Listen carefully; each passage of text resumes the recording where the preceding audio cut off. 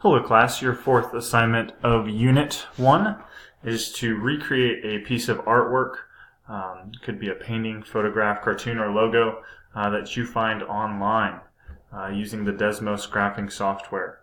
A sample of artwork that has already been done is available on Desmos' homepage. So if you scroll down and look at Staff Picks Creative Art, you can get some ideas for different types of pictures that have already been done.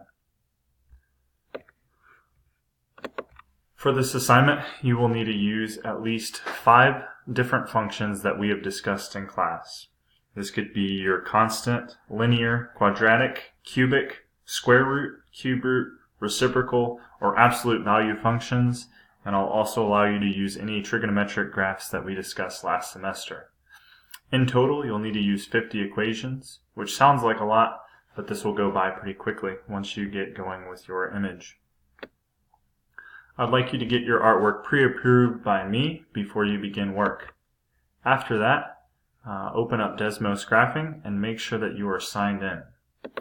To sign in, you can create an account and just link it through your Google account with the school, and that will sign you in. After that, change the title of the graph with your hour, your last name, first name, and then Desmos artwork.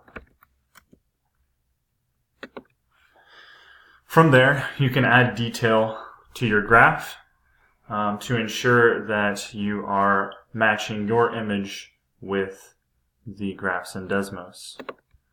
As a quick run through, you will be expected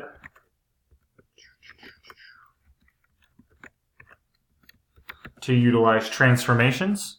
For example, you can do a vertical shrink,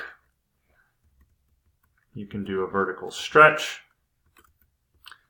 you can do translations either left or right, and then you can shift the graphs up or down.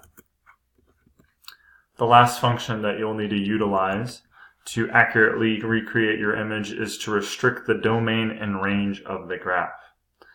If you would like to restrict the domain in braces, you can cut off the x values that you do not want and highlight the x values that you do. For example, if I want to take this parabola and just view the bottom half of it, I can restrict the domain, only taking the x values between -4 and -2. And now that gets me the bottom half of the parabola. Similarly, what you can do is restrict the range by looking at the y values of the graph. So maybe I only want to take this bit of the parabola which is less than 4 on the y axis. And what that will do is it'll cut off the top half of the graph. If you have any questions regarding Desmos, I would like you to first utilize the Help menu up in the top right-hand corner. It'll give you information regarding restrictions of the domain, how to use sliders, incorporating tables, and general information on how to get started with your graph.